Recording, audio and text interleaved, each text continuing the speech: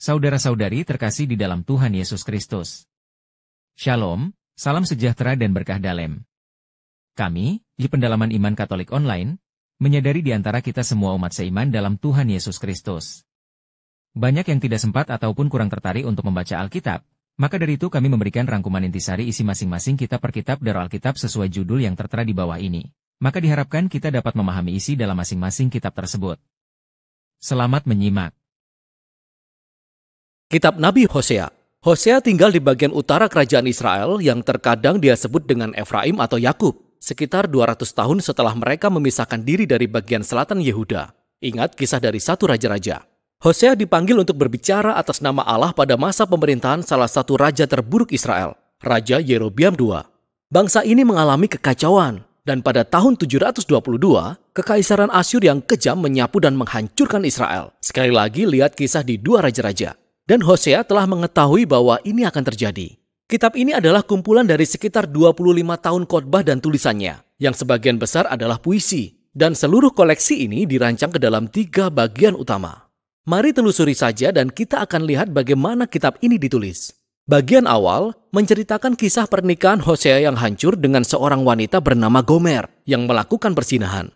Nah, ini tidak sepenuhnya jelas apakah Gomer tidur dengan laki-laki lain sebelumnya atau hanya setelah mereka menikah. Tetapi mereka memiliki 3 anak dan semuanya menjadi berantakan. Poin pentingnya adalah bahwa Allah berkata kepada Hosea bahwa terlepas dari ketidaksetiaan Gomer, Hosea harus mencarinya untuk melunasi semua hutangnya kepada para kekasihnya dan tetap mengasihi dan setia kepada Gomer sekali lagi. Dan kemudian Allah berkata bahwa semua hal ini, pernikahan yang rusak dan telah diperbaiki, anak-anak mereka, itu semua adalah simbol kenabian yang menceritakan kisah hubungan Allah dengan Israel. Jadi Allah seperti seorang suami yang setia kepada Israel. Dia menyelamatkan mereka dari perbudakan, dia membawa mereka ke Gunung Sinai di mana dia mengadakan sebuah perjanjian dengan mereka, dia meminta mereka untuk setia kepadanya saja. Tetapi kemudian dia membawa Israel ke tanah perjanjian. Dan mereka mengambil semua kelimpahan yang dia berikan kepada mereka, dan mereka mempersembahkannya untuk menyembah dewa Kanaan, Baal. Sehingga Allah memiliki sebuah alasan yang sah. Dia bisa mengakhiri perjanjian itu dan menceraikan Israel. Dan dia berpikir untuk melakukan hal itu. Tetapi sebaliknya, dia berkata bahwa dia akan mengejar Israel lagi dan memperbarui perjanjiannya dengan mereka. Dan dia mengatakan alasannya. Ini murni karena kasih setia, kasih sayang, dan kesetiaannya sendiri. Hosea kemudian menjelaskan apa arti semua ini. Dia berkata bahwa konsekuensi pemberontakan Israel adalah bahwa mereka akan segera dikalahkan oleh bangsa-bangsa lain dan diasingkan. Tetapi ada harapan untuk pemulihan di masa depan. Suatu hari, Israel sekali lagi akan bertobat dan kembali menyembah Allah mereka. Dan Hosea berkata bahwa Allah akan menempatkan seorang raja mesianik baru di antara mereka dari garis keturunan Daud yang akan membawa berkat Allah. Maka bagian pembukaan ini memperkenalkan semua gagasan utama kitab ini. Israel telah memberontak dan Allah akan memberi konsekuensi berat. Namun, perjanjian kasih Allah sendiri dan belas kasihannya lebih kuat dari dosa bangsa Israel. Sehingga di bagian-bagian selanjutnya dari kitab ini, puisi Hosea membahas tema-tema ini dengan lebih mendalam. Jadi ada 2 kumpulan tuduhan dan peringatan untuk Israel. Dan kemudian masing-masing disimpulkan oleh sebuah puisi yang sangat penuh harapan tentang kemurahan Allah dan harapan untuk masa depan. Jadi pasal 4-10, Hosea menggali sebab dan akibat ketidaksetiaan Israel. Dia mengatakan berkali-kali bahwa Israel tidak memiliki semua pengetahuan atau pemahaman tentang Allah. Kata Ibrani untuk mengetahui yaitu yada, artinya lebih dari sekedar aktivitas intelektual. Ini menggambarkan pengetahuan hubungan pribadi. Ini adalah perbedaan antara sekedar tahu tentang seseorang dan kemudian benar-benar mengenal orang itu. Dan Allah ingin Israel mengenal dia seperti itu dalam sebuah hubungan. Dia ingin mereka mengalami kasih-Nya bagi mereka dan menjadi bentuk pengetahuan yang mengubah hati dan kehidupan mereka.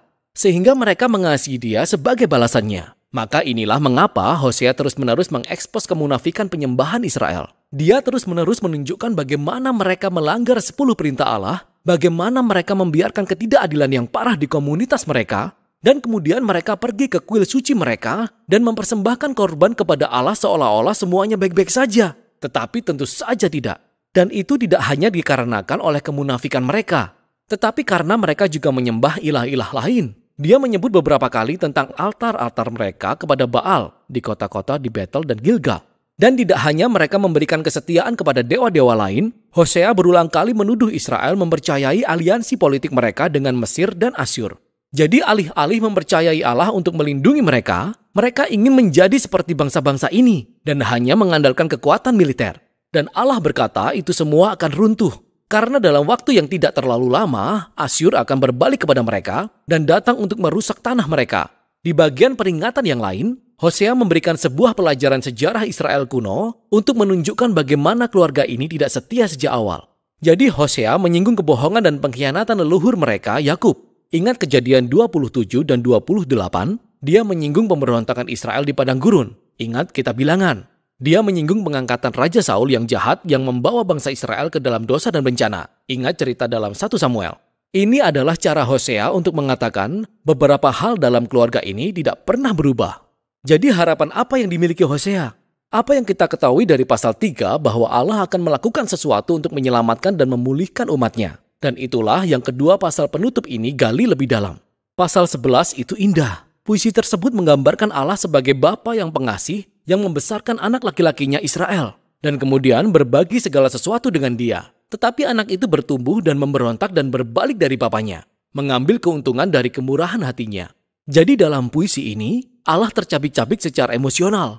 Suatu saat dia marah dan sudah barang tentu dia berkata dia akan memberi konsekuensi berat.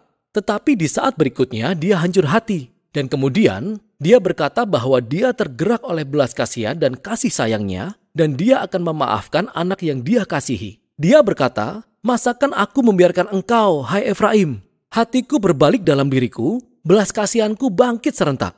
Jadi sementara Allah membiarkan Israel ditaklukkan oleh Asyur sebagai konsekuensinya, itu bukan akhir kata dari Allah.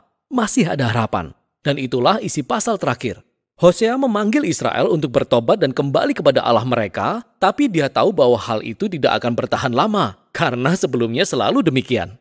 Dan Allah berfirman bahwa suatu hari nanti dia akan memulihkan mereka dari penyelewengan dan mengasihi mereka dengan sukarela.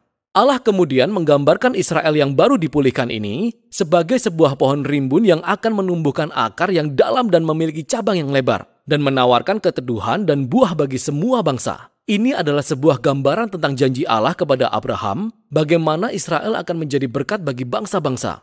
Dan Allah berkata jika itu akan terjadi, hal itu akan membutuhkan sebuah tindakan anugerah Allah dan kuasa penyembuhan untuk memperbaiki kerusakan yang parah dan keegoisan dari hati manusia.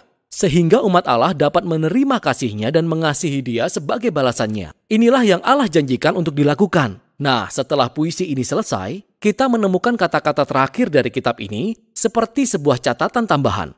Catatan-catatan ini mungkin berasal dari penulis yang mengumpulkan puisi-puisi Hosea dan sekarang ingin berbicara kepada kita, pembaca, untuk sesaat.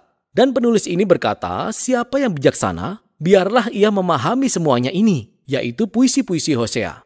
Jalan-jalan Tuhan adalah lurus, dan orang benar menempuhnya. Tetapi pemberontak tergelincir di situ.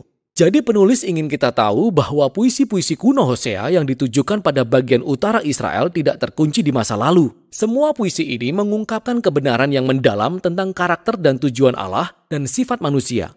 Dan sementara Allah menghendaki dan membawa keadilannya pada kejahatan manusia, tujuan akhirnya, hatinya, adalah untuk memulihkan dan menyelamatkan umatnya.